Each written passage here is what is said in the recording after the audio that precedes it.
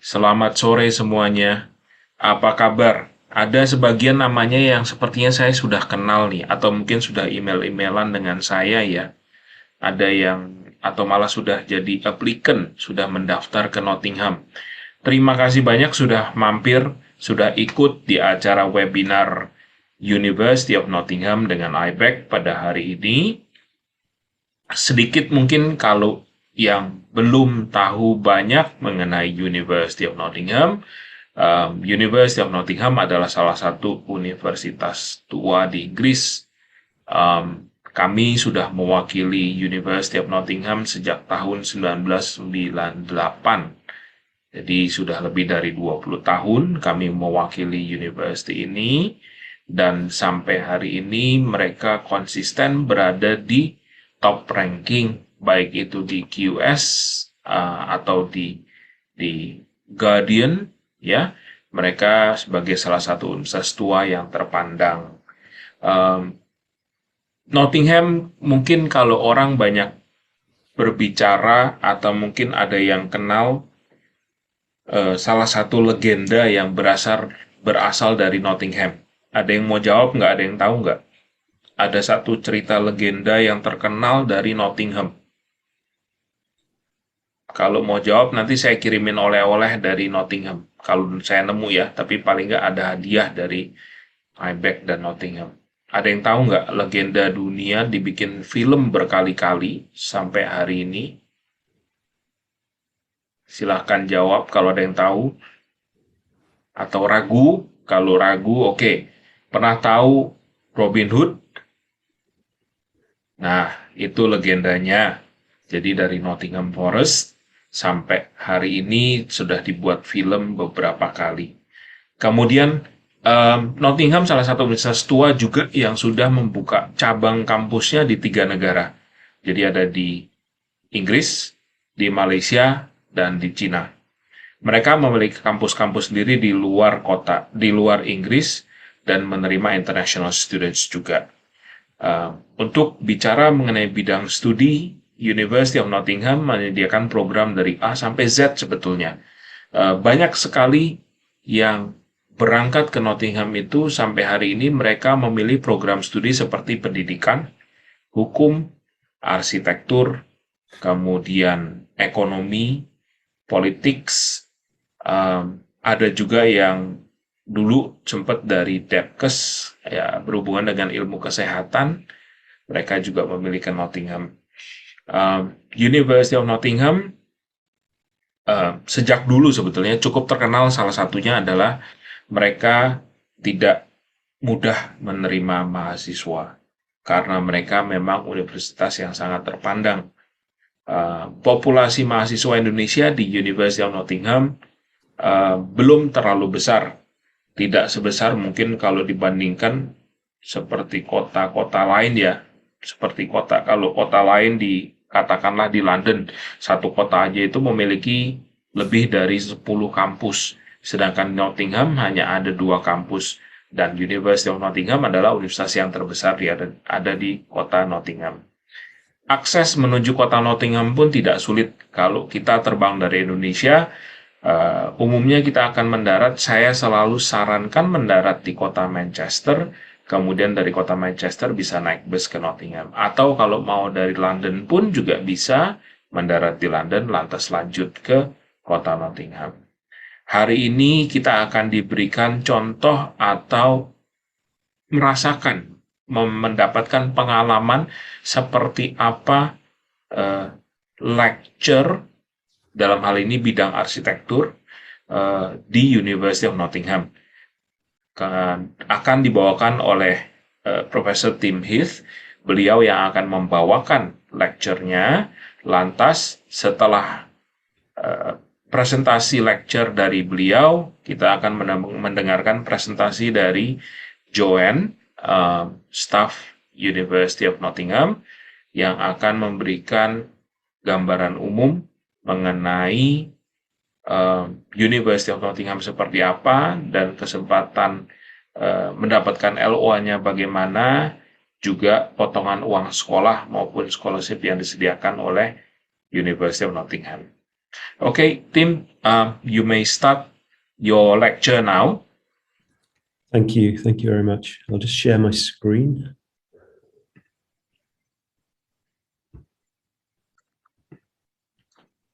Hopefully, is that okay? Yep, that Perfect. is good. Thank you so much. Fantastic. Thank you. Well, firstly, thank you to all of you for joining us this afternoon. It's always a pleasure to meet Indonesian students. I've taught many Indonesian students at both master's level and PhD before, and I've been very lucky to visit Indonesia a few times. So yeah, once again, thank you for joining us. The lecture I want to give you today is just typical of a postgraduate master's level lecture at Nottingham. Perhaps a slightly shorter version, but it'll give you an idea of the sort of things that we deliver and the method of presentation. So what I want to talk about today is how we can create new public spaces, new urban spaces in high density cities. So just before I do that, I want to just give you a very quick introduction to the Master of Architecture programs at Nottingham, and then I'll move on to the main lecture.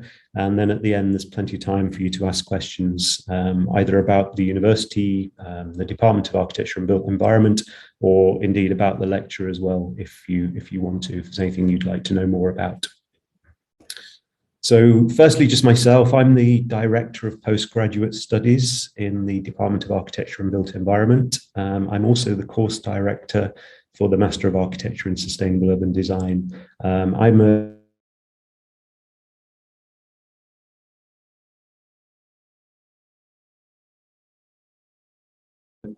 have a real passion for teaching, but I also undertake a lot of research. I've published a lot of books and journal papers, and also I'm actively engaged in practice as well. And for the last 10 years, most of that practice activity has been in China.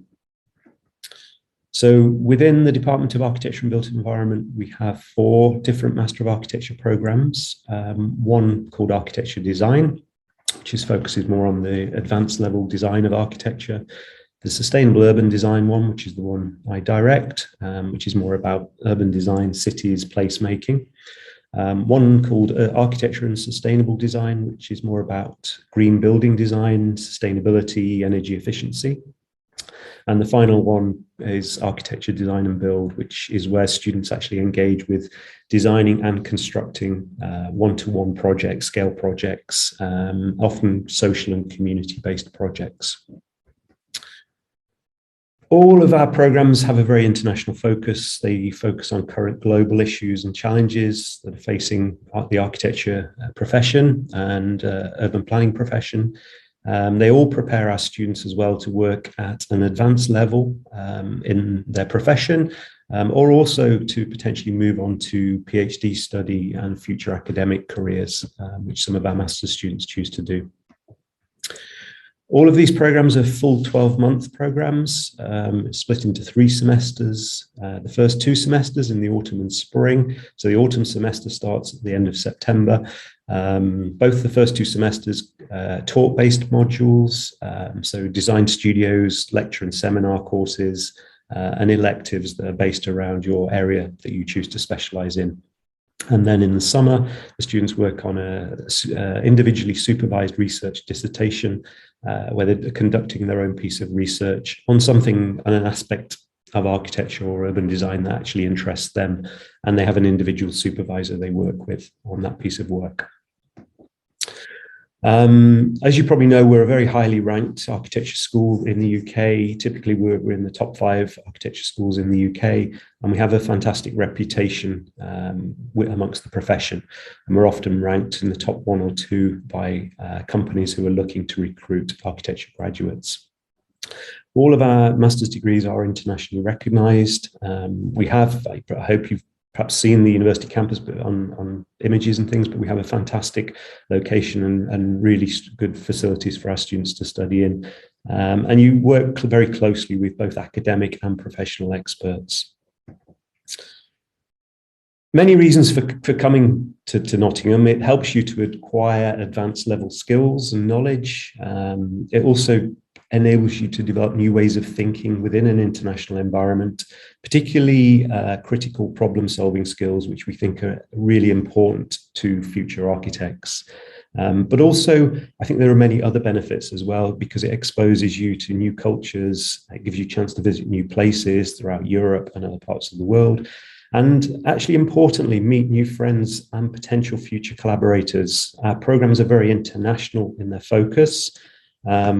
We typically have around 60 students on all of the programs, or those 4 master's programs, and they come from all different parts of the world.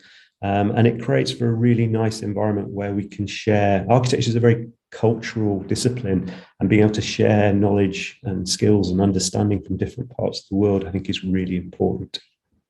And similarly, our academic staff are drawn from different parts of the world as well. And you can see a few of us here that work on the master's programs, coming from a wide variety of different backgrounds, which again is something our students are able to learn from. I mentioned the location. We have a beautiful University Park campus that we study on, and great facilities within the department as well. We're in a mixture of historic and modern buildings in our own small campus on the corner of University Park. So hopefully that's just given you a little bit of a taster of the department. As I say, I can answer questions after the lecture as well, if you have any. So what I want to do now is move on to the short lecture. As I said at the beginning, this will be about how we can create the need for and how we can create new public spaces in high density cities. I think all of us, whether you've studied architecture or any other discipline, are familiar with public spaces in our cities. Traditional public spaces are the streets, the squares, the parks that we've all experienced, we've all engaged with in towns and cities, in wherever we live in any part of the world. They all have their own differences and cultural, social differences, and environmental, climatic differences, but we all understand what they are within our own contexts. But we have new challenges. The world's population is continuing to grow. Cities are continuing to grow. Urbanization is increasing all of the time. And that puts a lot of pressure on public space, and certainly on the creation of new public space. The world's population is expected to continue to grow. More and more people are moving into cities as well. I mean, if we look at the last just over 100 years, around the turn of the 20th century, only about 10% of people in the world lived in cities. Just after the start of the 21st century, we were up to about 50% of the world's population living in cities. And by around 2050, it's predicted that nearly 3/4, 75% of people will live in urban areas. And that obviously creates some real challenges, particularly for the creation of public space in those cities. We're all familiar with high density cities. We're all familiar with the fact that relatively little new public space is created, but more and more people are living there. So that puts a lot of pressure on the existing public space. And it means that as architects, as urban designers, as urban planners, we need to start thinking more creatively about how we can create the space for people to socialize, to mix, to relax, and so on in our cities. So we have higher urban populations. We're finding that populations are increasingly demanding places where they can undertake leisure opportunities, where they can meet friends, socialize, go out, play, rest, and so on. We've got relatively limited open space. Land prices in cities are rising all of the time, which puts more pressure on that open space. And also, we don't want our cities to continue to expand horizontally because it becomes more unsustainable. So that creates a lot of challenges. And one of the solutions for cities, certainly for high density cities with limited space, is the opportunity to integrate public spaces either within buildings, on top of buildings, or on top of or around existing or redundant infrastructure. And that could be through the creation of vertical urban spaces. Now, it's not a new idea, and there are many famous movies that show ideas of sort of public space on different levels, different hierarchies, and so on. Sometimes exciting architects, sometimes putting a lot of fear into the public. Corbusier, I'm sure you've all heard of, famous architect from the first half of the 20th century. He came up with lots of ideas for how public space could be integrated with the buildings as well. So this is from his Unité project in Marseille, where the whole top floor of the building was a kindergarten and a play area and social area for people living within the building. So it's not a new idea to create public space that's off the ground. Similarly, as a couple of examples from London in the UK here, where a large tower building built in the 1960s had a public space within it at the top of the building, and another one built just a few years ago in London was a very similar concept, but in a more modern interpretation, where there's a large sky garden, an indoor park, if you like, at the top of a public building.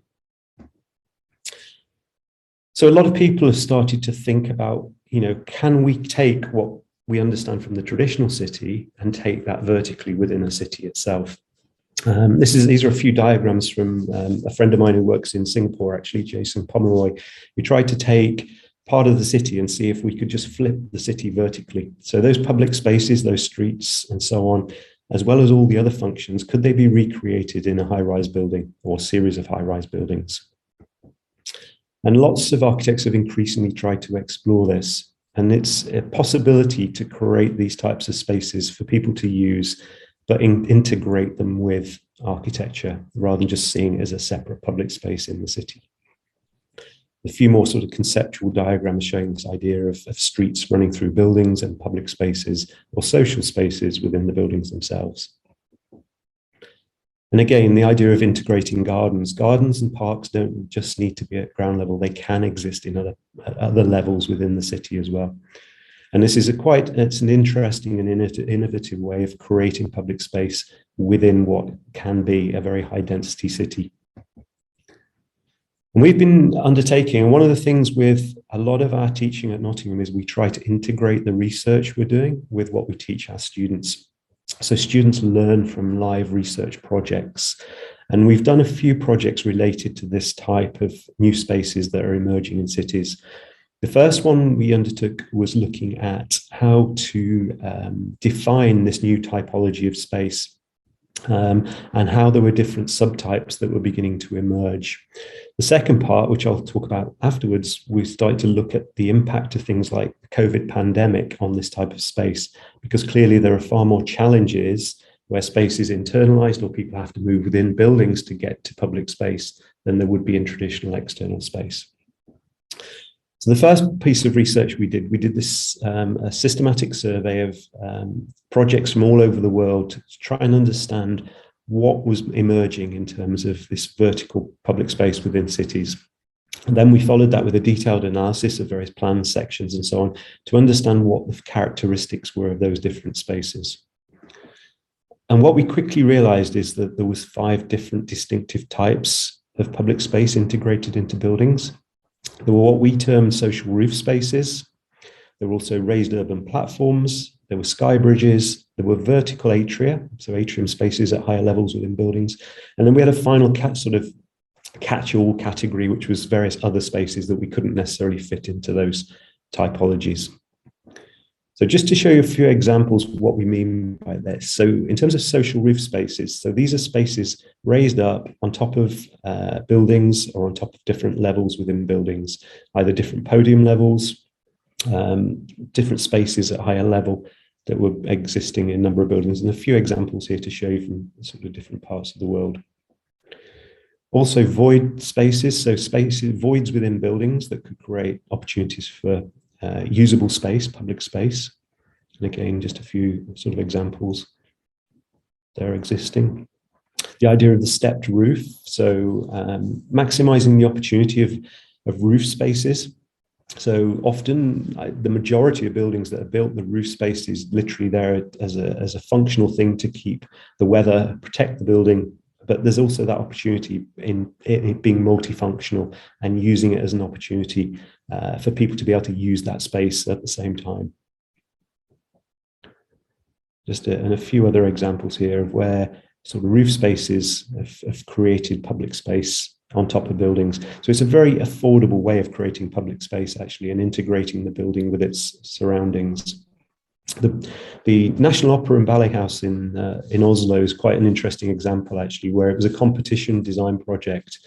And the idea of creating public space wasn't part of the initial brief. And the architects came up with this idea where the whole roof space could connect with the city. And it's now become a very successful public space within the city that integrates the people who wouldn't necessarily come to use the opera or ballet house. They come to use the public space. So it's become a very successful square within the city. The second category of these raised urban platforms. So basically platforms that exist that come out of or on top of buildings, again, creating space additional to the use or function and program of the building itself. And a sort of few other examples there. Some built as in the Goods Line in Sydney, which is a project that's quite similar to the High Line in New York, where it's a piece of redundant transport infrastructure, a disused railway line that's been created into a linear park running through the city. And again, a lot of opportunities like that come from spotting the possibilities that exist. Where we have redundant space in cities that aren't being used, can we maximize the potential of it to create new public space? And often architects are the people who have that sort of visionary idea to actually achieve these possibilities. The Sky Bridge, I'm sure you're all familiar with, particularly the Petronas Towers example. I think everybody knows that project. Sky Bridges are multifunctional, actually. They create quite exciting places for visitors to go to see the city, to experience being higher up within the urban area. They also have the functional possibilities as well, so they can improve means of escape. So if people need to escape from one of the buildings, they can cross to another one, which gives more opportunities. A lot of research has been done on the Twin Towers disaster in New York that has said that if those towers had been linked, a lot more people would have survived that disaster because it would have given more opportunities for them to get out of the building. Other possibilities as well, the linked hybrid project you may be familiar with by Stephen Hull on the left there. That's actually a sort of linear, almost like a linear street running through a residential development where residents, there's areas in the bridges where people can socialize, there's a library, there's a sort of small coffee shop and so on, but also it's a linear walkway that runs through to connect the different blocks. Again, some other sort of Skybridge examples, often used for tourists, but again, it creates a new social space within the city that can give you some quite dynamic views over the city as well. The idea of the vertical atrium as well is quite an interesting one.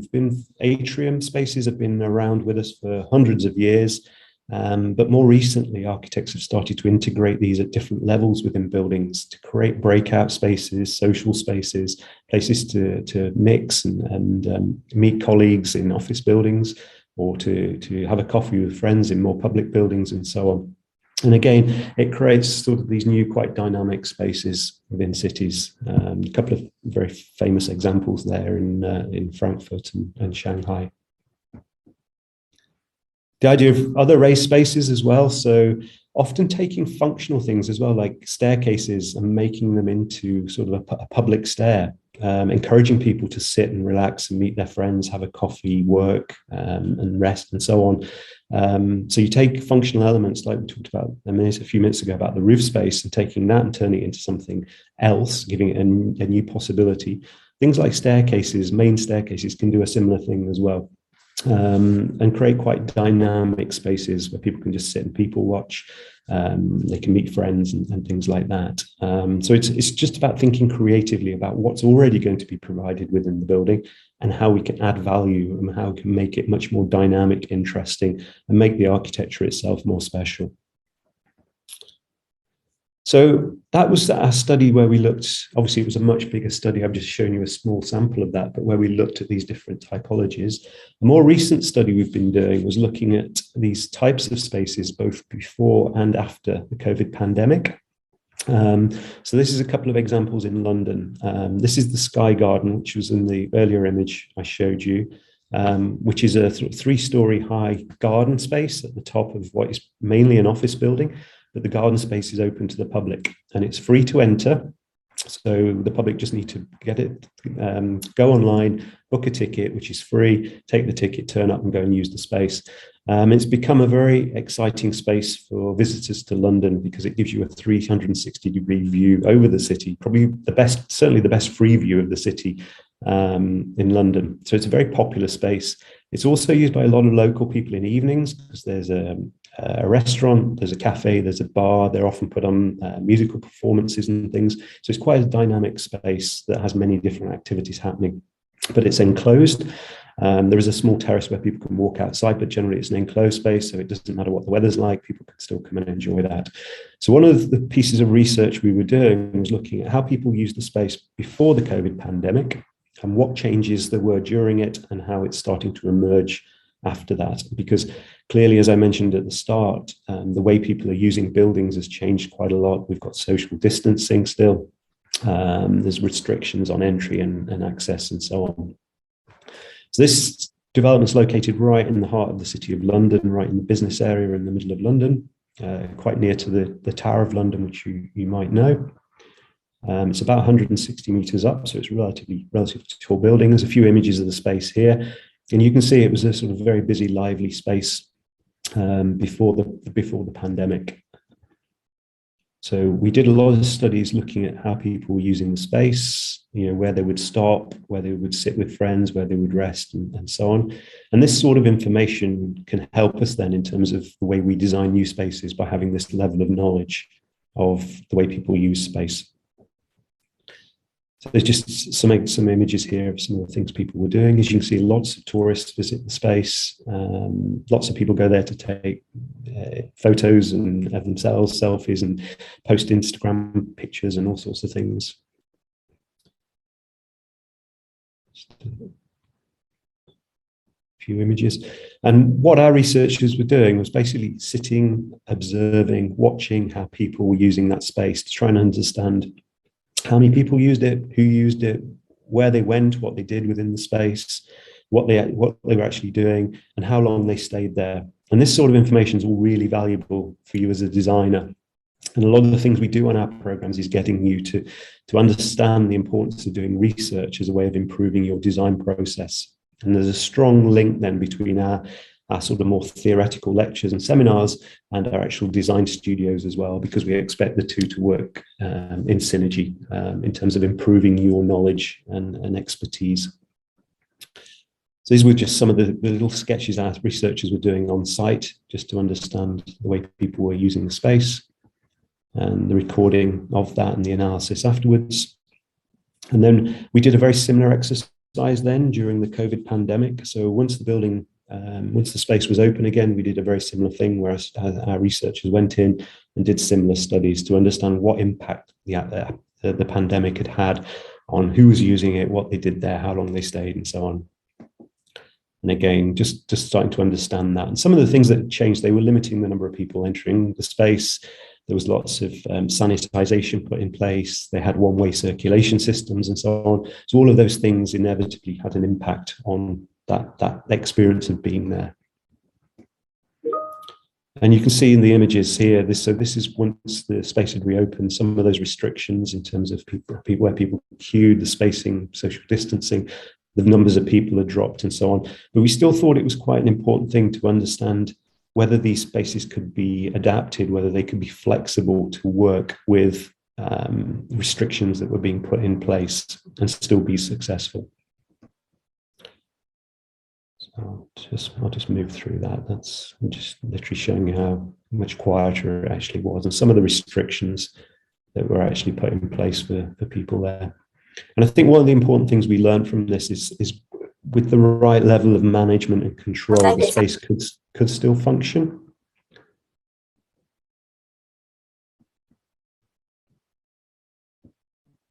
And then there was the second space that we looked at as well. And this is it's very near. It's literally probably it's about 200 meters away from the other project, but it's a slightly different project in that this is an open garden on top of a building.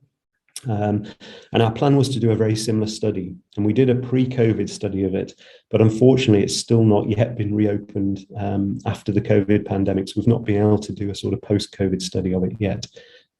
But it's, again, quite an interesting space because this one's very much open to the elements. So it's very much, the way people use it is very much influenced by the weather. But it's also a much more popular location for users of the city, sort of business people working in offices and so on, to take their breaks, to go for their lunch break there, or perhaps come and meet friends in an evening, and probably less used as a sort of tourist destination. You can see on the top left-hand picture, you can see the other building actually in the distance there, quite nearby.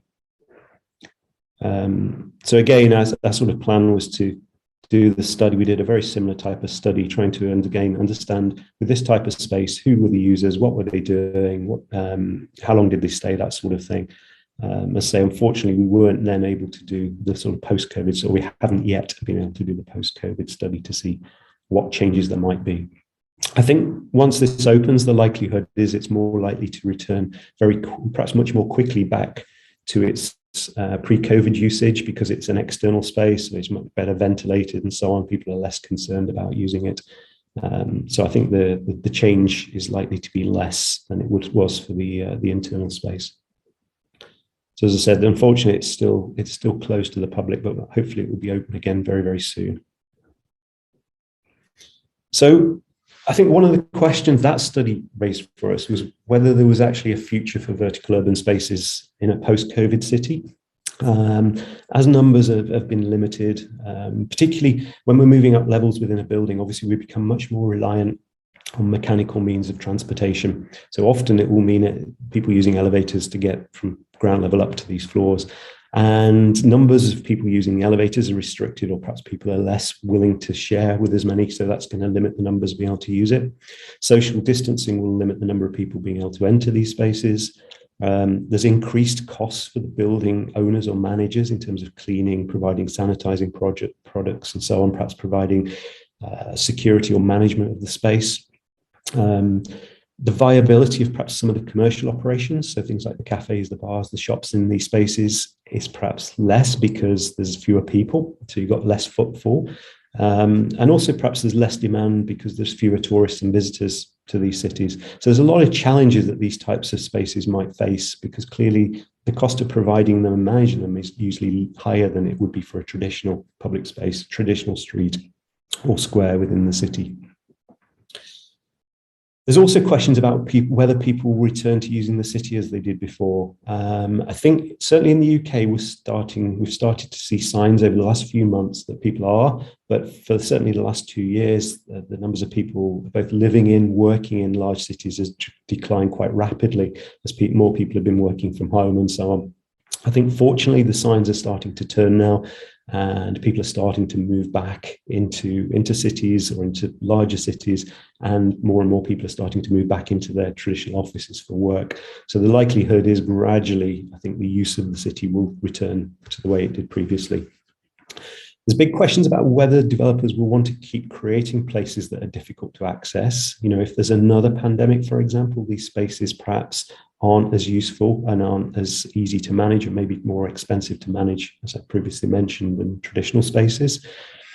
And people have started to question whether it will be the end of these sort of vertical urban spaces within our cities.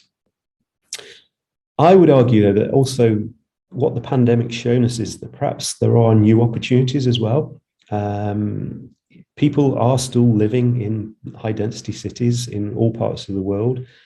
If people are perhaps less willing to travel and want to stay more local, they're likely to need more public spaces actually within these cities. And I think that's likely to lead to a greater demand for public space. And as I mentioned at the sort of start of the lecture, it's increasingly difficult to provide new types of traditional public space because the land values are too high. There's a lack of funding to sort of develop that type of space. So we're relying very much on developers creating these new and quite dynamic public spaces in our cities. I think increasingly as well, people feel comfortable, certainly at the moment in the current environment and the post-COVID sort of environment, people feel more comfortable being in places that have restricted amounts of access. And I think there's going to be increasing demand for perhaps private social spaces within buildings. So that might be in residential buildings, office buildings, hotel, education buildings, and so on, where perhaps everybody isn't invited to come and use those spaces. Perhaps it's just for the people who are living, working, using those particular buildings. So there's a restricted level of access, which perhaps people feel slightly more comfortable with. That raises some sort of social questions about where others should be allowed to go.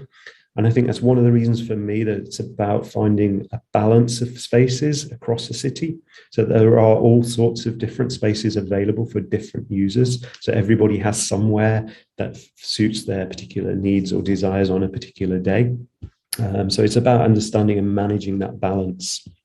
And certainly these types of sort of public space can be interesting and attractive for some people. They can provide significant opportunities for communal open recreational spaces for those people using those buildings. They can create places for people to meet, socialize, eat, drink, play, rest, relax, and whatever else they want to do in public space. And they can also help us to develop a sense of community. I think in a lot of modern architecture, there's been criticism, particularly in, I think, residential and perhaps in office buildings, of the lack of spaces where people can come together to meet their neighbors, to make friends, to just rest, to socialize, and so on. And I think the integration of these types of spaces can create those opportunities that perhaps can help to create more of a sense of identity for people living within a particular building, a particular group of buildings, or a neighborhood. So in all these different types of buildings, I think there are these opportunities. And I think, as well as the buildings themselves, as I said, we shouldn't forget opportunities to reuse parts of abandoned infrastructure as well. There are increasing number of examples around the world where cities are starting to turn highways into public space to try to restrict the number of car users, to try and get more people using public transport, which is a much more sustainable, cleaner and efficient way of getting people around a city if it's organized and planned well. So I think it's about us as architects, as designers, thinking creatively about how we create spaces for people to be able to enjoy and function much better within our urban areas. So for me, these types of spaces, there are many challenges to them, but there should be a future for well-designed vertical public spaces. It's more likely to happen in highly populated, high-density cities than it is in low-density cities. I'm not suggesting that these sorts of spaces might occur in very small towns and so on, where land isn't at such a premium. There's more land available. The land is more affordable. But certainly in our major high-density cities around the world, there's definitely the need to start and create these sorts of spaces to complement the traditional space. The last thing I would ever want to do is to say that the traditional public space, the traditional street, the traditional park, the traditional public square shouldn't exist. They really need, they should be our prime focus. But as we need to create more space, public space, more social space, what I'm suggesting is that we should start to think as designers and architects about how we can create these opportunities within buildings, on top of buildings, or abandoned infrastructure. So I'm going to conclude there. Hopefully that's been interesting and stimulated some ideas and thoughts from you. Hopefully you've got some questions that you'd like to ask, say either about that short lecture or about the university or about the department, and I'd be very happy to answer those. And hopefully that's just given you a little flavour of the sorts of lectures we deliver. Obviously, we normally deliver them face-to-face in our classrooms, which is a really nice experience for us as well. All of our teaching is face-to-face at Nottingham now. We had a short period of being online. And I think as academics and as students, we're very happy now to be back face-to-face, where we can have much more interaction and discussion and sharing ideas with our students. And one of the things we really encourage from our sort of master's level students is to engage with us. That you all as master's students have different levels of knowledge, different experiences from different parts of the world, and we like to share and discuss that. And we very much encourage you to question what we're telling you as well. Don't be afraid or embarrassed to put your own ideas forward, so that we can all discuss those ideas. Because usually with architecture and design, there isn't just one solution. There are many, many possible really good, successful solutions. So it's important to sort of discuss and debate them. So thank you for listening, and I'd be very happy to answer any questions that you might have.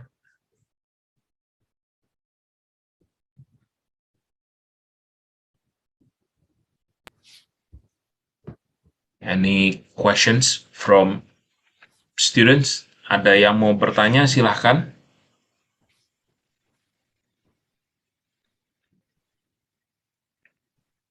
Mbak Sylvia, I see you are raising your hand. Go ahead. You can ask Tim directly.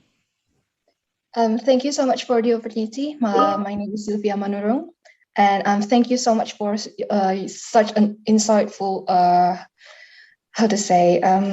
class. It's very. I've been learning so much from this mock lecture.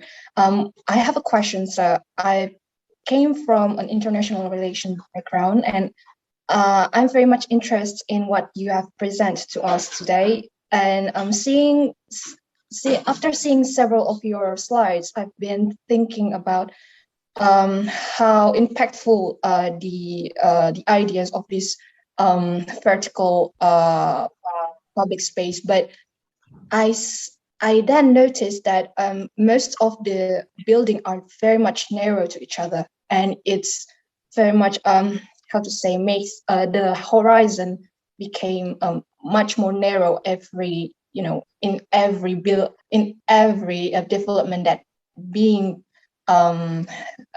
processed. And so I think that in everybody perhaps that wants it to enjoy the horizon in front of them, it become more difficult to enjoy the sky, isn't it? And as you have said that every year the population in especially in cities are increasing, and it might be making the development of this building became increasing too. So is there any solution that you can propose to handle this this situation? Thank you. Yes, that's a really good question, actually. Yeah, thank you for asking that.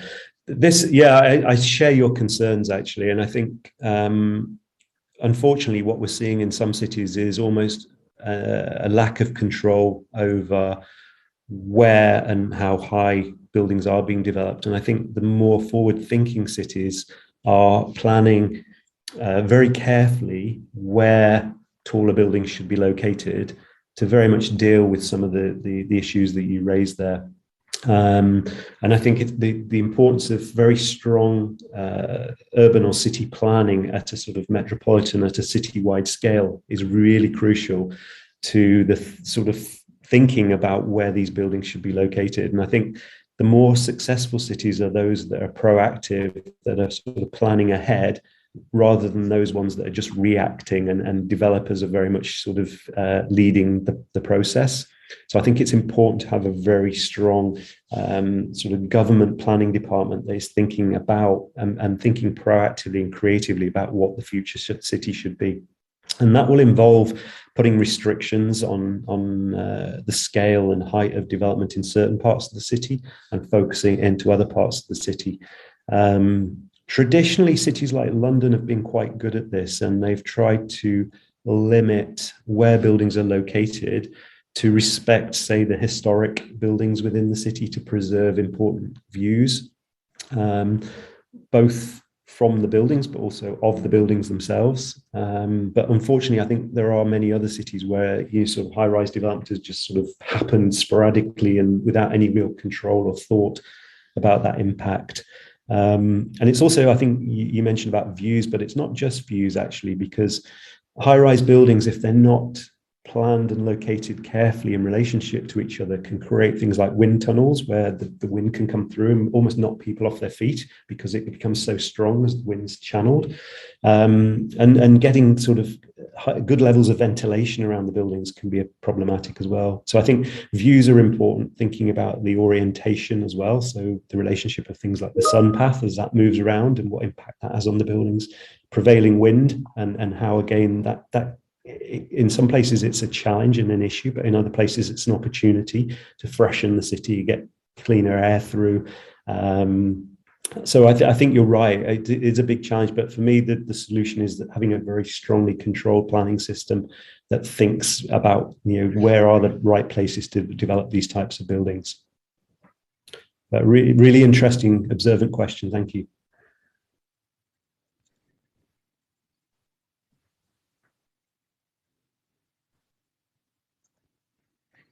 Oke, ada lagi yang ingin bertanya? Boleh langsung, mau ditulis di chat box boleh. Julia, ya silahkan Mbak Julia. Okay, so my name is Julia Kusniardianto and I come from urban regional planning background, and I have two questions. Is there any maximum height for building to create public space on their top? Because it could be dangerous if it's too high. Okay, so not really. I think a lot of this depends on location and any restrictions a particular city might have. So there are different types of public space on top of buildings as well. So I've shown you some that are actually enclosed. So they're like an atrium space or a roof garden that is totally enclosed. So actually the height doesn't really matter. There are others that are very much open. And in different parts of the world, you'll see different. So in Singapore, for example, you may have seen, I'm sure you've seen pictures of the Marina Bay Sands project, which looks like a huge surfboard on top of 3 towers of a hotel. That's a completely open space that is very high, actually. So I don't think height is necessarily important, but you do have to think carefully about the sort of climatic conditions. So if you're in an area, for example, is incredibly windy, you might want to think about a more enclosed space. Or if you're in an area where there's very heavy rainfall, you might again want to think about some protection of that space if you want people to be able to use it pretty much throughout the year. So it's very much just about considering the local context in terms of certainly things like environmental weather, climatic conditions are a big factor in that. But there's not necessarily a sort of global height limit to how far you could go before you have an open space. But you would want to model and think very carefully about what the conditions were going to be like to understand whether it should be open or whether it should be internalized. All right. Okay. So the second question is indoor space sounds private, and several people might find it difficult to visit there because it sounds like crossing the boundaries. And how will we make this open space sounds public? Yeah, that is one of the biggest challenges, actually. There's always going to be. I've always argued that even in the most public of spaces. So even if you take a public square in a city like London, for example, a traditional public square, in theory, it's available for everyone to access. There's no cost to doing it. You can freely walk into it and so on. What I've always argued that even in the most public of spaces like that, it won't feel welcoming and inviting to some people in society because they perhaps feel that the other users are very different to themselves. They might feel like they don't actually fit there. There might be events happening there that they don't want to participate in. So even in the most public of spaces, there can always be times where some people don't feel like they belong. Now, within these spaces, within buildings, on top of buildings and so on, that becomes more extreme, clearly, as I think you've identified. So for example, if I feel I'm very different, actually, I'll step back a little bit. One of the things I often say to my students is that if, for example, there was a small musical performance happening in a public space and it was aimed at young teenagers and so on, I suspect older people, perhaps myself or my parents and things, they would just not want to be there. So they would be almost excluded from that space. No one's stopping them going. They could go, but because of the activity, they won't choose to go. So there's always going to be places that people will not go to, even if they might on another day where there's a different activity happening. And I think a little bit indoor spaces and spaces on top of buildings, it fits into that category a little bit. So there will be people that don't feel comfortable entering. The project I showed you in London, the Sky Garden at the top of that sort of office tower, that, as I mentioned, is free. Anyone can get a ticket, turn up and go. But when you turn up there, you sort of have to go through doors. You go through a security check, almost like an airport security check. Then you get into an elevator, you go up to the space. A lot of people, perhaps the less wealthy, poorer people, things like that, might feel a little bit uncomfortable doing that. partly because they're going to think, well, everybody else is a little bit different to me. I don't feel, it's not an environment I feel comfortable in. So in a way, although they're not excluded, they will feel excluded. And I think that is an important factor for us as designers, because we want to encourage and enable as many people to use these spaces as possible. I think it's almost inevitable we'll never fully achieve that. And some people will feel excluded from some of these spaces.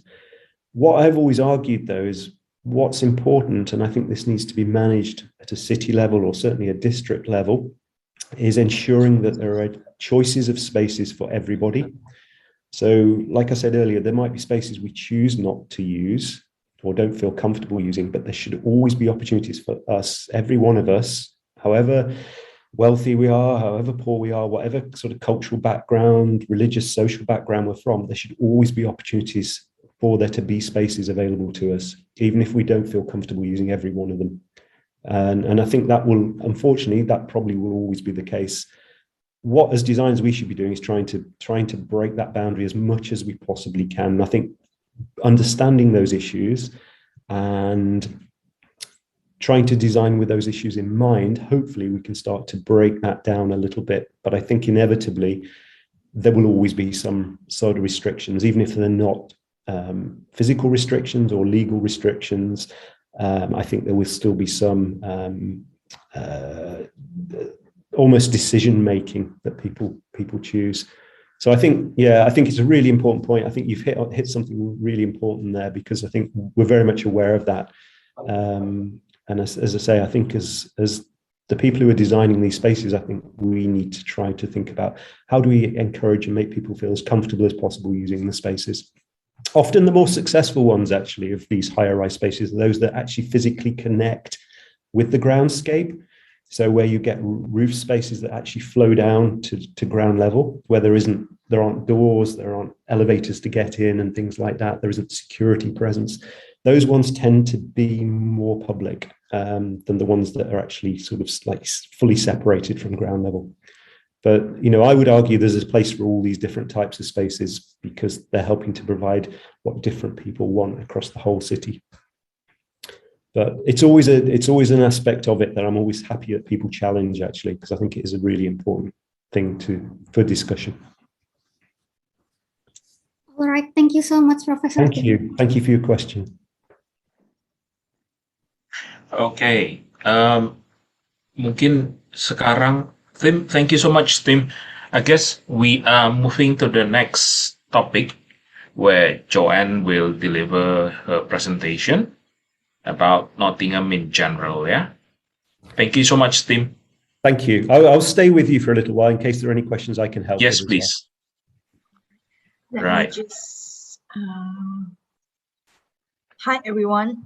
Let me just quickly share my. Okay, while Joanne is preparing, silahkan disimak. Informasi ini akan membicarakan general mengenai Nottingham, seperti apa, program apa yang tersedia, potongan uang sekolah maupun beasiswa yang disediakan oleh Nottingham. Juga satu hal yang saya ingin tambahkan bahwa University of Nottingham akan bekerja sama dengan IBEC akan menghapuskan application fee bagi yang siap mendaftar, tapi jumlahnya terbatas. Memang ada application fee yang ditetapkan. How much, Joe, is the application fee? It's £50. 50 pounds, ya? Yeah. But kalau sudah siap dengan dokumentasinya ingin mendaftar, maka bisa masukkan ke IBEC. Nanti kita akan waive aplikasi fee-nya, jadi mendaftarnya tidak kena biaya. Okay, Joe, go ahead. You can start your presentation, but it is not in presentation mode. It's in presenter mode. Oh, okay. Sorry. Then I will just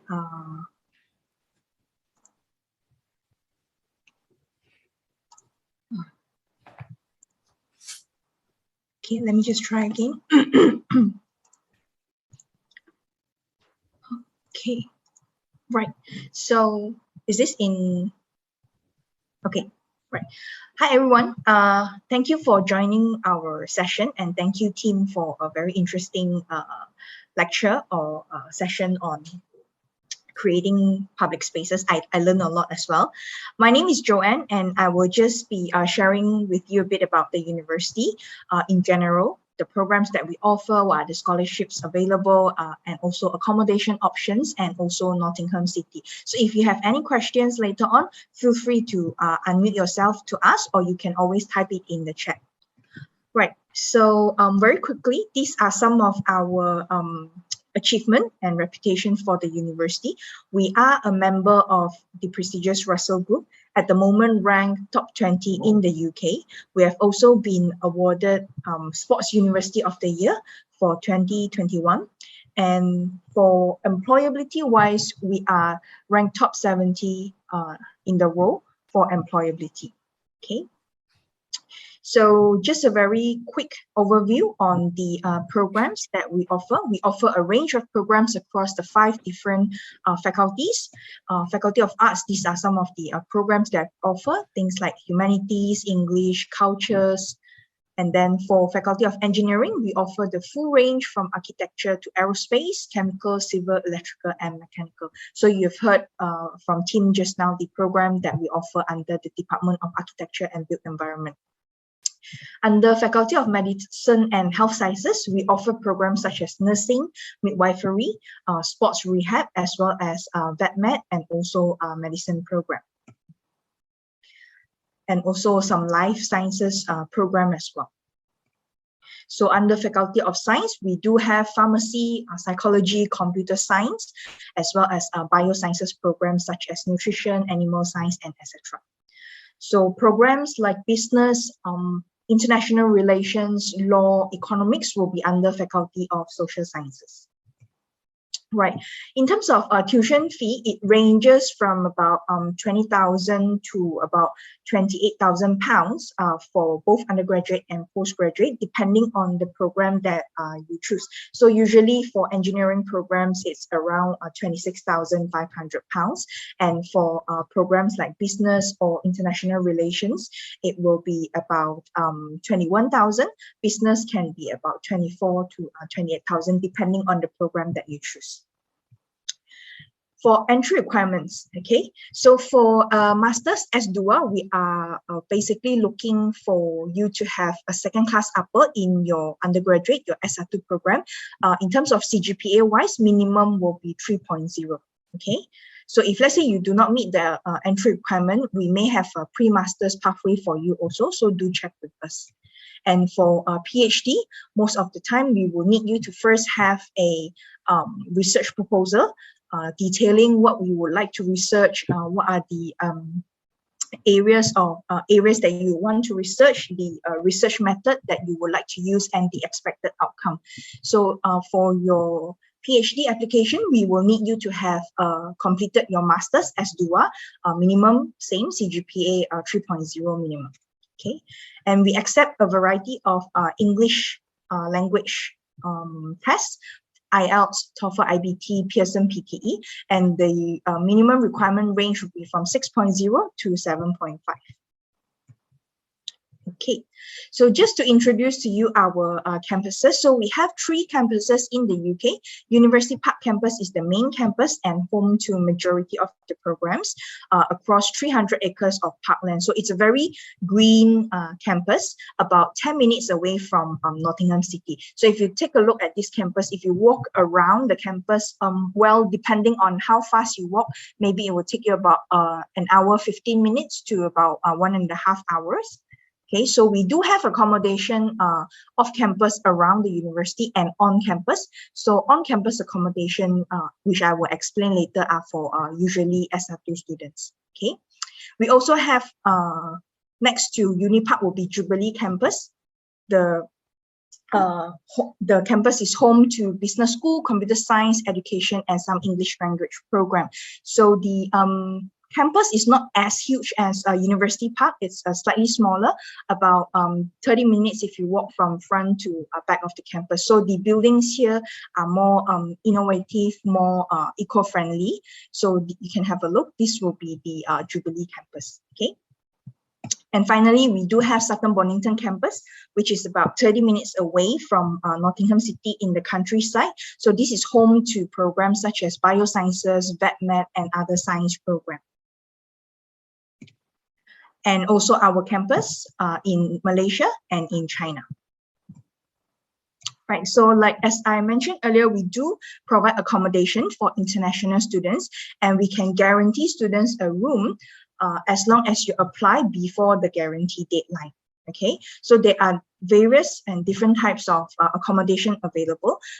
Catered halls are mainly for undergraduate. So for postgraduate students, you can opt for self-catered accommodation, which are just outside or nearby the university. So self-catered accommodation will have different options, like you can take a single ensuite room where you have your bathroom and your kitchen in your room. Or if you feel that I want to maybe have some interaction with other students, then you can take a single room with the bathroom, then you can share the kitchen with a few other students in the same unit. Okay. So all rooms on campus are single room. We have some twin sharing, but it's very limited. Okay. In terms of student life, we do encourage you to join societies and clubs of your interest, because this is where you will be able to get to know friends and know people from other programs that are not your classmates. So the student union hosts more than 300 student-run clubs and societies and include more than 70 sports clubs. So if you are interested in, travel society, music society, we do encourage you to join it. You should be able to find something of your interest, but if you are not able to, then we encourage you to start the society. Okay, so we also have many international cultural and faith societies, as well as country-specific society like Indonesian society, Korean society, Japan society. And our IndoSoc, which is Indonesian society, is very active. They organize the IndoFest, which is the Indonesian festival every year, pre-COVID, and invite students studying in Nottingham and the surrounding cities to join the IndoFest. So where is Nottingham? If for those of you who are not familiar, you can refer to the map on the right-hand side. So you can see that Nottingham is actually in the middle of England. So in the Midlands towards the east. So our area is actually East Midlands area. So the closest city to us will be Birmingham, about 90 minutes away. And London is down south, about 1 hour 45 minutes away by train, and Manchester is up north. So to travel into Nottingham, like Pak Hendra mentioned earlier, you can either fly in through London or through Manchester, depending on the flight available, as well as the flight time from the different airlines. Okay, so Nottingham is a very safe and friendly place to live in, and we have been awarded the Purple Flag Award for Great Nights Out every year since 2010. And we are also a World Top 60 and UK Top 10 city for students. So we are actually the largest student city in the UK. And for those of you who are in, let's say, master's or PhD, you will also be looking to launch your career or continue your career after your studies. So we do have a very strong career office that will be able to support students and dedicated career support in terms of the different areas. So for example, if like you would like to prepare for an interview for your work, you want to improve your interview skills, you can visit the careers office. We do have staff that will be able to help you. And also one of the advantage of being a Nottingham alumni is that you will have lifetime service and access to our careers office. So meaning once you've graduated and let's say you go back to Indonesia, you work for 5 years, and after 5 years you feel like, I think I need a change or a switch in my career, but I'm not sure where to start. I don't know who to speak to. You can always approach careers office again. As a Nottingham alumni, they will continue to service you. Okay, so that's just a very brief introduction to the university. If you have any questions, feel free to ask.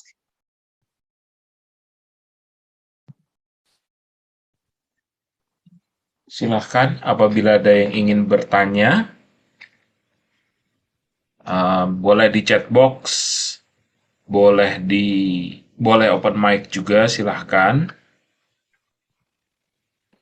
Mbak Anggi boleh dikirim informasinya ya Mbak Anggi. info mengenai IBEC dan absensinya ya. May I ask something about this? Yeah, sure. Tri, silakan. Okay, I want to ask about from the presentation that Mr.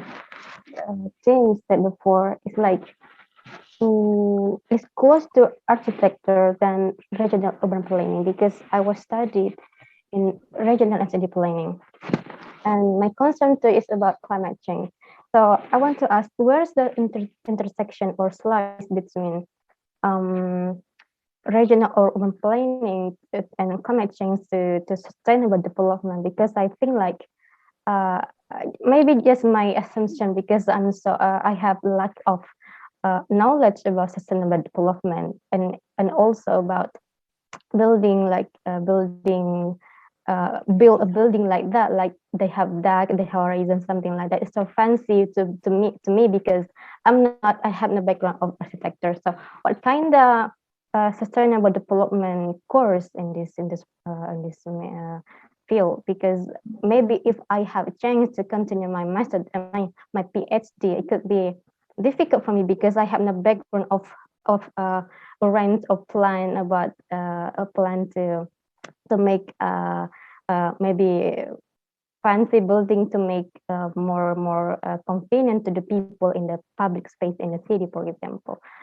Because I've been searching information for having a PhD sustainable development. Let's say I don't want to say another country and another university in UK, but yeah, I'm interested to sustainable development. So thank you so much.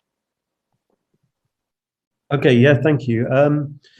Yeah, what I was saying, so I introduced the 4 different Master of Architecture programs that we have. 3 of them do very much cater for students with undergraduate degrees in architecture.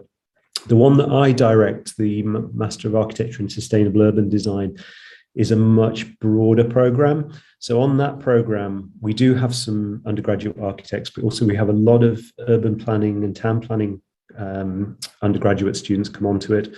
We also have students from landscape architecture, landscape design come onto that program, environmental design.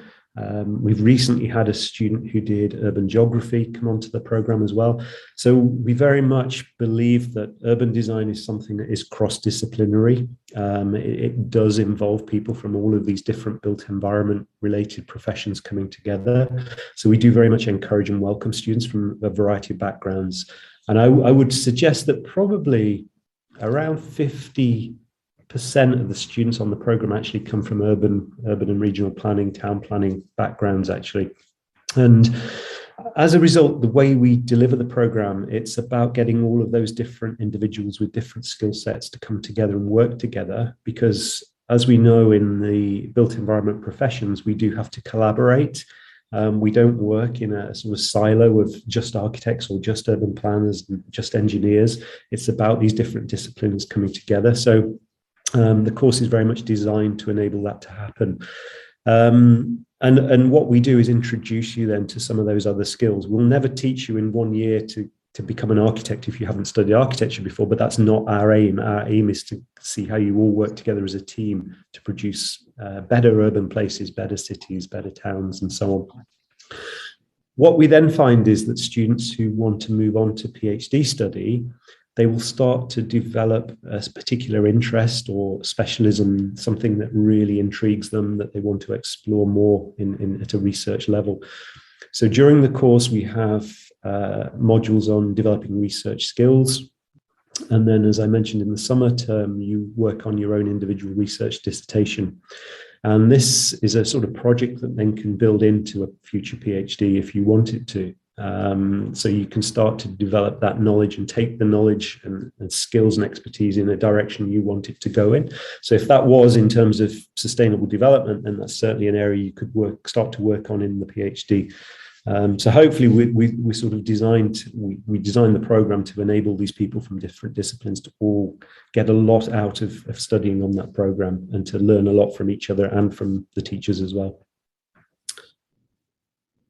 So hopefully that explains that. The other three programs, the architecture design, architecture and sustainable design, and architecture design build, I would suggest a much more focus towards architects, but the sustainable urban design is a much broader one that brings in these people from the different backgrounds. So I wouldn't be afraid of studying on that program, because you'll be amongst a lot of other people from similar and different backgrounds. Oh yeah, thank you so much for your explanation. Yeah, I You're think welcome. I will figure out what kind of course that you offer to sustainable development later. Thank you so much. You're welcome. Okay. Joe, there is a question on the chat box. PhD program in pharmacy practice, collaborate with digital pharmacy. I think the best advice for you, Priya, right? If you can drop an email to us, I'm gonna need. Let me just send you my email. Okay, that's my email. If you can please send us your research proposal, then I'll try to link you with the with friends at Nottingham that maybe relate to what you're going to do for your PhD. Ya, silahkan di email ke saya riset proposalnya, supaya kita bisa mulai hubungkan dengan Nottingham, dengan Joanne juga. Joe, can you drop your email as well on the chat box? Yeah, sure. Thank you. Mbak Yuyun, sebentar ya Mbak Yuyun. Okay. Okay, let's go to the next question. Mbak Yuyun, silahkan. Okay, hello, good afternoon. I would like to ask Mr. Tim, if I have a research proposal regarding correlation between public health and architecture, is it possible if I try to send my draft of research proposal to you because I haven't identified any public health expert in Nottingham, and what do I do next? I'm sorry if this question already mentioned before, because I have the bad internet connection today. I'm so sorry. So my question is, what do I do next? Do I reach the university, or do I reach to the supervisor first? Thank you. I would, in the first instance, I would probably use the two previous email addresses that have just been posted to make contact. Use your agent and use the support that the university provides first, because they can then help you to identify the best people to connect with. I think if you just try and identify people and send in emails, it may or may not end up with the right person. Whereas if you use your agent or use the other support that we give you through our international relations team, they will make sure to find somebody so we get to the right person. It sounds like potentially you're going to need supervisors that cross disciplines, I would think, because as you said, you've almost got the two. You've got the sort of built environment aspect, and you've got the public health, and they're going to exist probably in two very different schools.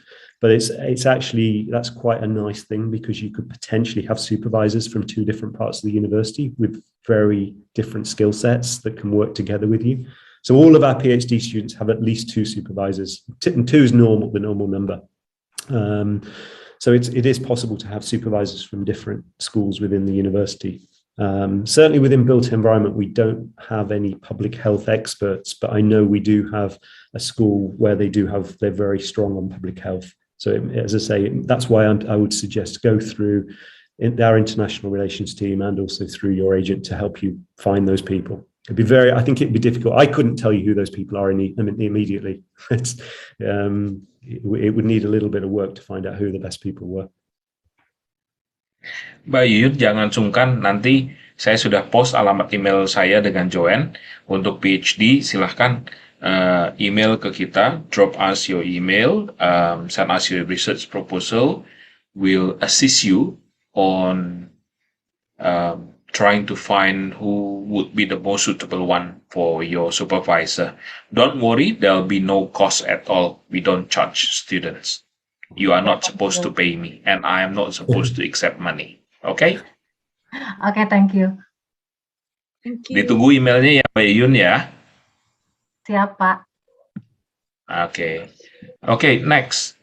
What is the difference between MRes and MSc? What is the advantages of those two? How to choose between those two programs suitable for us?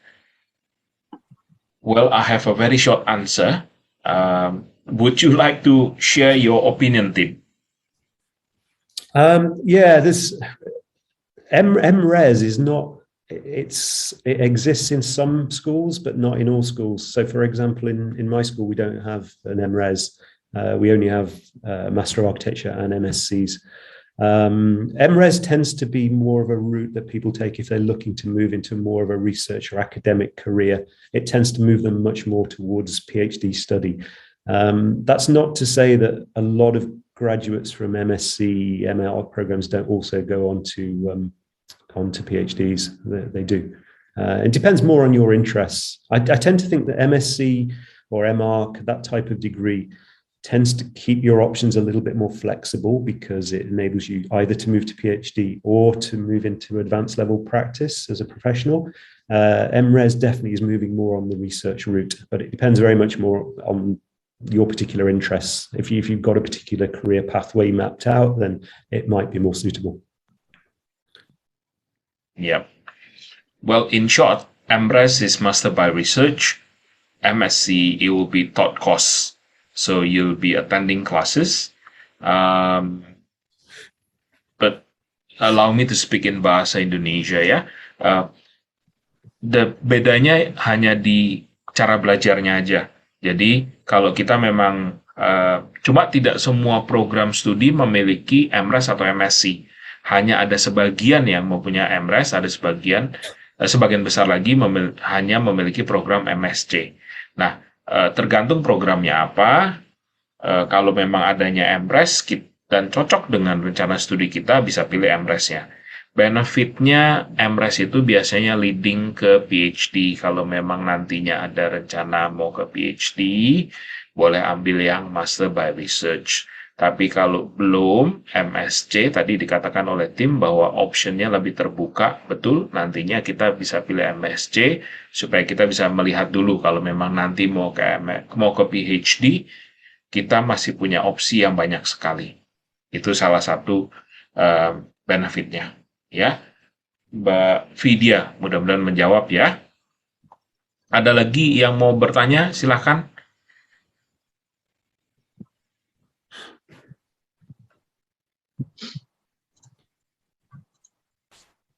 Joe, can we find rice in Nottingham, Joe? Rice, nasi. Yeah. Yeah. Yes, got nasi. Can we find belacan in Nottingham? I think there is an Indonesian mart, so can buy belacan from the Asian mart, Asian grocery. Yeah, we have. I think you got everything in Nottingham. Yes, we have Thai food, we have Korean food, we have Japanese food. Surprisingly, the Thai food is sometimes almost same level as Thai food in Thailand. Sounds good. Okay, Melky, MPhil is the way to apply to MPhil. Look like PhD. Hang on. I would like to ask a question regarding philosophy. So it is the way to apply MPhil, look like PhD. I think what he or she is trying to ask is that is MPhil the pathway to go to PhD? Oh, okay. It doesn't have to be. What we tend to find is most students after their master's level program will move directly onto a PhD. Sometimes MPhil might be initially offered if a student hasn't quite got the right academic requirements to move to PhD. So sometimes an MPhil is offered for the 1 year, and then if students perform at the right level, they progress into the second year of the PhD program. So normally, I would say 95% at least of students go directly onto the first year of a PhD. Not so many go into the MPhil. Sometimes if students, for whatever reason, don't complete their PhD, they have to drop out for health reasons, financial reasons, or whatever it might be. Sometimes they can be also awarded an MPhil, so they get some sort of degree recognition if they don't go on to complete the whole PhD program. But I would suggest most students should be considering applying directly to the PhD unless their particular school or supervisor advises them differently. Yeah. Okay. There you go, Tim. Your prospective student. Is there any PhD program in research in architecture and planning? Oh yes, definitely. We have a number of PhD programs actually. Some are more scientific and some are more social science based. So we have, I don't actually know. I would imagine we've probably got about 100 students studying PhDs with us in architecture and built environment at the moment, coming from all over the world, actually, from lots of different countries. So yes, we do have a number of PhD programs. And you very much, Yeah. what I suggest to students interested in PhDs is first think about what it is, what sort of topic you'd like to study, what is it that interests you, and start to develop a proposal. And in that research proposal, write a little bit about the sort of background to the topic, why it interests you, do a short literature review, write a little bit about the proposed research methods that you think you might use to research that topic. And then probably include a small sort of Gantt chart or something just to plan how you think it will work over the 3 to 4 years of the PhD program. Having done that, then I would think about starting to make contact with potential supervisors. I always think it's better to have a supervisor who's agreed in principle to taking you as a student before you apply, because we do get a lot of applications. I mean, I probably get 5 or 6 emails every week from students wanting to come and do a PhD with me, and I'm sure other academics are the same. And clearly, we can't have that number of students. We typically only want to have about 6 or 7 PhD students at any one time. So it is quite competitive. So writing a good proposal is really important. Right. Mbak Nova, go ahead. Do you want to ask something? Yeah, thank you, Mr. Hendra. Hi, Mr. Tim, I'm Nova. Actually, I have contacted you by email. I have a master in architecture. I'm looking for PhD program, and I have contacted you actually. That's very nice, insightful presentations about urban open space in high densities. I just want to relate that with my research, my proposal research. How can we create a new public space in urban resilience? And as we know that one of public space is a safer environment when like unpredictable disasters or unpredictable events, especially in Indonesia, right? They know they can find that public or open space for that. And I just want to know, what do you think, your opinion about that? That's kind of my proposal research, Prof, actually. I have contacted you, actually.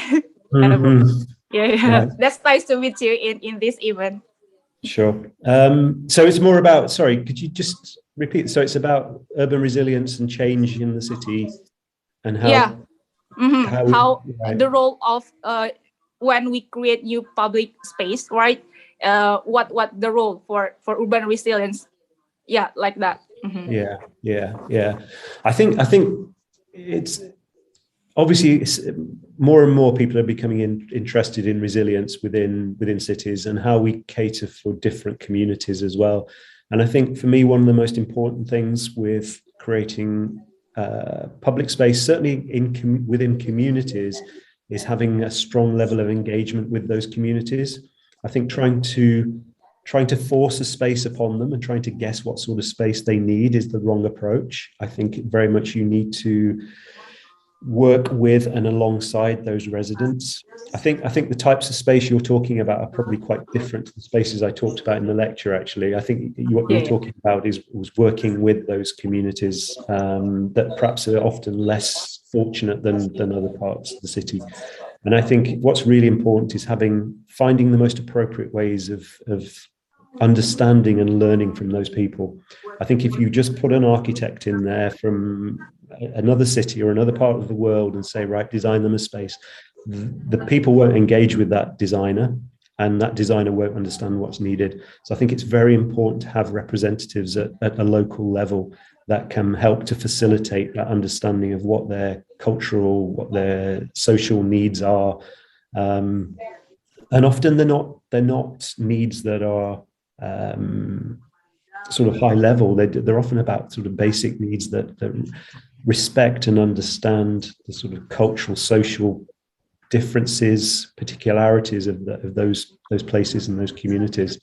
So I think it very much needs to be a bottom-up led approach rather than a sort of top-down approach. And I think where that happens successfully, it's often from the sort of governments, whether that's national or city or local governments in those areas, really understanding that that's the needs those people actually have. And as I say, this doesn't necessarily mean creating very glamorous spaces. It's about having usable spaces that really mean something. So those people feel they've got a sense of ownership and the sense of belonging in those places. So it's very different to my lecture, actually. It'd be a totally different lecture. Yeah. I know, Mr. Tim, because I just want to make correlations between my research proposal, right? I'm looking for a doctoral study. And actually, I have planned to, maybe you have recommendations what supervisor that can supervise me, because I have contact you and you commit that there are many students that you should handle, right? So I just want to know that maybe Nottingham one of how to say that, give me like an opportunity to have the policies expert. Yeah. I mean, if you want to, I mean, obviously, if you contacted me already, you've got my email address. If you want me to give you the names of some other possible supervisors, I can do that. It is very, as I say, it is incredibly competitive. As I said, I probably get over a year, I probably get 200 to 300 emails, and each year I take 2 students. So it's unfortunately there are a lot of very good students out there that I can't just take because I just don't have the capacity. So it's okay, Prof. It's very challenging, but I'm happy to recommend some others. Thank you, Prof. Your recommendations for those, what's your opinion? I mean, outside from your lecture, I will put it in my research proposal, actually. Thank you very much. You're welcome. You're welcome. Yeah. Terima kasih, Mbak Nova. Nanti kalau perlu bisa email ke saya juga untuk dipandu memulai aplikasi ke Nottingham ya. Ya, terima kasih. Oke, ya, yang lainnya ada lagi yang ingin bertanya? Mbak Ayu sudah dijawab ya di chat box pertanyaannya. Mungkin ada lagi yang ingin bertanya mengenai PhD atau master degree atau mungkin program lainnya. I have a question for Tim, actually. We received this question from students before, so they were asking for the PhD in architecture. There is a science stream and a social science stream. So we always been asked, what is the difference like science and social science for the PhD in architecture? Yeah, that's a good question, actually. Often the boundary between the two is quite fuzzy as well. It's quite blurred. First difference I'd tell you is the fee. So if the social science fee is lower than the science fee. Okay, that's for sure. Generally, the difference, though, is it depends on the area, the focus of study. And usually the science one is if people are doing a more engineering-based piece of research. And the reason the fee is higher is because that type of research usually involves using a sort of engineering laboratory, doing physical tests, that sort of thing. So the expense is more. All of the students I supervise are definitely on the social science route, because we're not using laboratories, not engineering laboratories. Most of our research is focused on sort of site visits and observation, interviews, questions, things like that. So we're not using machinery and laboratories and things. So I would say it's perhaps a crude answer, but I think the best way to think about it is if your research is likely to need engineering type experiments in a laboratory, it's the science route. If it doesn't, it's probably on the social science side. So I'd say, think that's the way I'd consider it. Do you need a laboratory to conduct physical experiments? If not, social science. If you do, it's the science route. I see.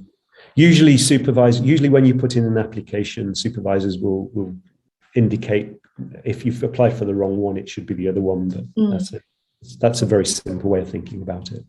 Right. There's also architecture design, social science route. Is that also how it will be similarly explained for the architecture social work? So as long as it doesn't involve engineering research kind of laboratory usage, then it will be social science. Yes. Yeah. Got it.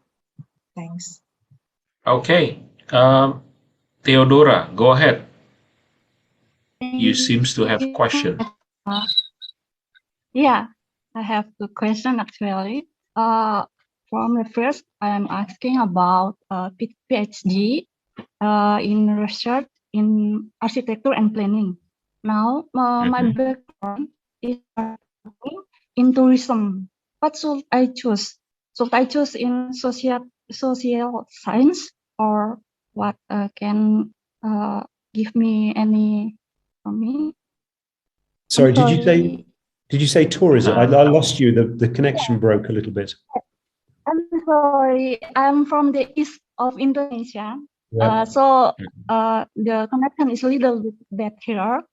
My background is in architecture, planning of tourism. Tourism. Yeah. Yeah. I planning to continue in PhD, but I still confused what should I choose, because it's between humaniora and architecture. Right. Well, I would say it definitely sounds like it would be on the social science side. I don't think you would be doing science. I don't think it's a sort of laboratory-based subject. And it might be a subject area that crosses over with, say, human geography as well, potentially. So the tourism side certainly would cross that aspect. So again, it might be worth thinking about, depending on the real focus, it might be worth thinking on potentially having supervisors across two different subject areas, again, like we discussed earlier. But certainly it'll be social science based.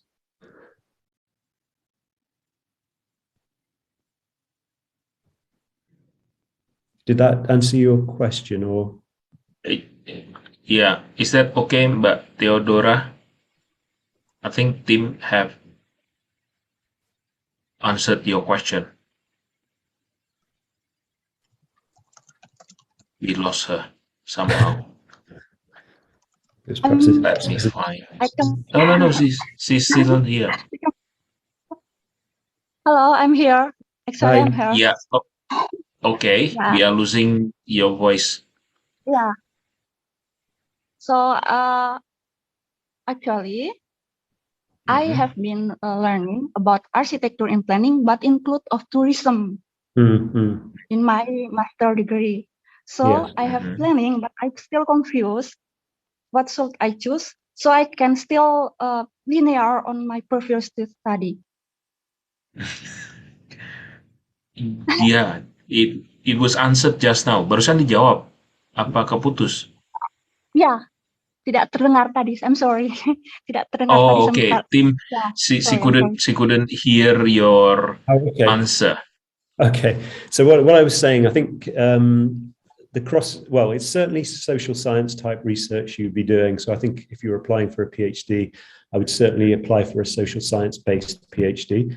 I think the area you've talked about, this crossover between urban regional planning and tourism, it probably links sort of human geography and urban planning architecture together. So one possibility might be looking for supervisors from different backgrounds, different schools, if that's the best way. But I think to start with, I'd develop a research proposal, and then we can, the right supervisors can be identified that fit best with your aims. But Okay. there's definitely social science research there. Okay, I understand it. Thank you so much. You're welcome. I'm sorry for the bad Okay. connection. Don't worry. No We're coming worries. from all over the world. It's bound to happen.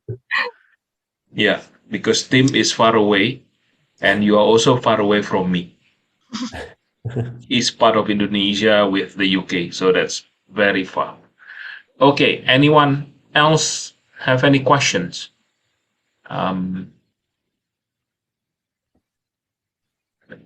No, or anything? Any questions related to probably other subjects in Nottingham, or if you have questions related to architecture, that will be good as well.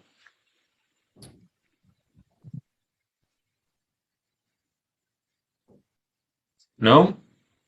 Joe, anything else?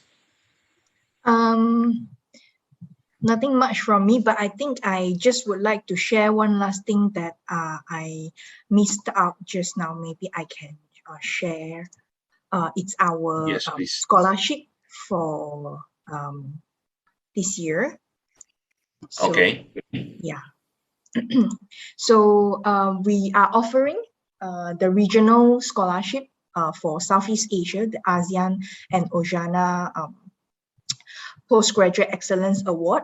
So it's up to 4,000 or 8,000 pounds of the tuition fee for students that are coming from Southeast Asia region, so including Indonesia. So the criteria is you need to first apply for any master's program, S2, yeah, master's program. And once you receive the offer, you can then apply for the scholarship. The scholarship is an essay-based scholarship.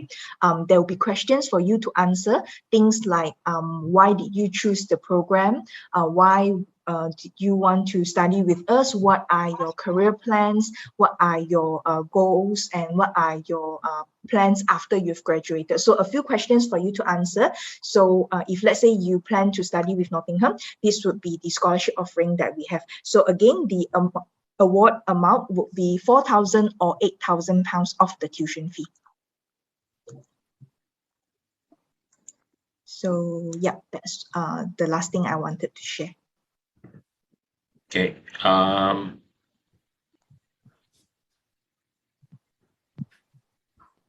on, I have a direct questions. Okay, applied linguistic MA would be students that are not current language teacher, Okay, Mbak Glory, I need to see the whole sentence from the website. I cannot just translate from your quote. Let me look at on the website and I'll answer to you directly, yeah? Hi, Pak Endra. This is Gloria. Yes, Okay. Mbak Glory. So I just want to confirm about the. Sorry, I just checked the chat room. So there is a message from Miss Jo. Applied linguistics MA would be students that are not current language teacher. So, I mean, like the quotation is in the chat box, actually, Mr. Hendra. Yeah. I just want to confirm what not current language teacher. What is that?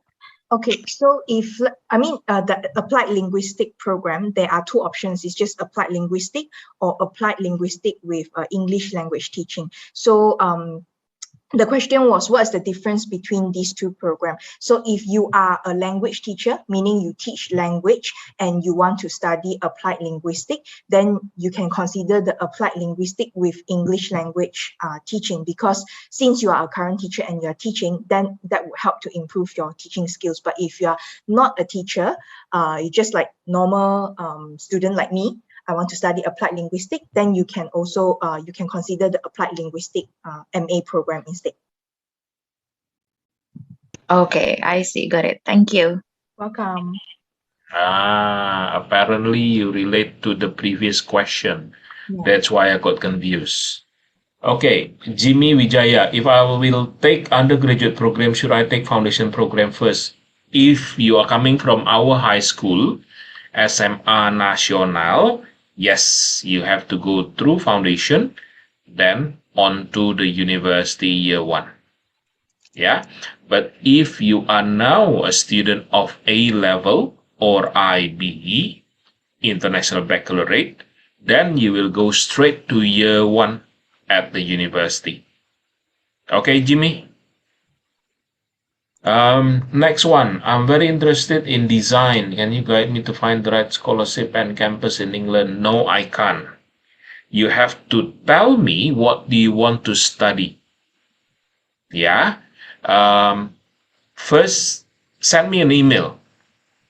You send me email. What do you want to study? We find the university. Then we see if they have a scholarship or not. But I can tell you, I don't think design faculties in UK have scholarships. So you have to go through LPDP. Yeah. Okay. Yes, please email me. Bayu, you have another question. Go ahead, Bayu. Thank you, sir. I would like to ask about the application. Can you speak louder, Bayu? We cannot hear your voice. Hello, can you hear my voice clearly? Speak louder. Hello? Hi, I can hear okay. Okay. Can you hear me? Yes, I can. I've turned my volume up. Okay. I need to do that as well. Okay. See, it's very soft. Okay. Okay, I would like to ask regarding the application fee. Is there any scholarship that also cover the application fee of University of Nottingham? For example, maybe Chevening or other scholarship? Thank you.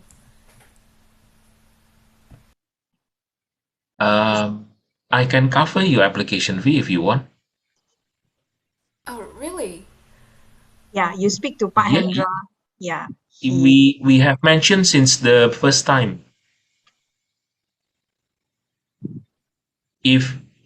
Kalau ada yang mau daftar dan aplikasinya sudah siap, beberapa student kami ya yang sudah mendaftar melalui IBEC sudah ada sampai saat ini ada beberapa yang sudah confirm mereka mau daftar Nottingham, kami berikan application fee waiver, jadi application fee-nya nggak bayar. Tapi kita nggak punya banyak ya, jumlahnya terbatas. Yang cepat, yang sudah siap dokumennya untuk mendaftar, kita hapuskan application fee-nya.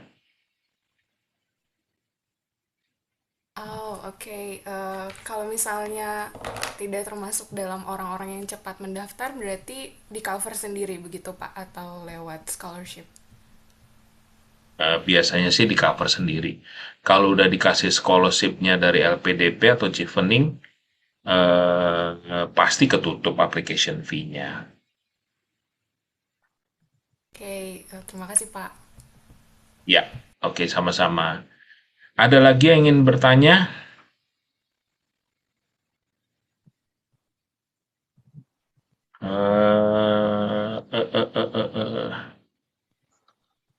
Any more questions? No? All okay? Okay, I think we have good enough. We have all your contacts, so either me or Joanne will be in touch with you. Do not hesitate to contact us as well. If you have any questions about PhD master degree, Anything you want to ask or any assistance you need, you can just call us. We will try to help you on how to get LOA from you. Yeah, that's what you need because LPDP is going to be open soon. Okay, Tim, thank you so much for joining today. Thank you. Thank you for the opportunity to talk to everyone, and a big thank you to all the students for joining as well. It's been a real pleasure to meet you and some really excellent questions. Thank you very much. Thank you, team. Thank you, Joe. Thank you. Right, thank you. Thanks, everyone. Bye-bye. Thank you, everyone. Bye-bye. Bye-bye.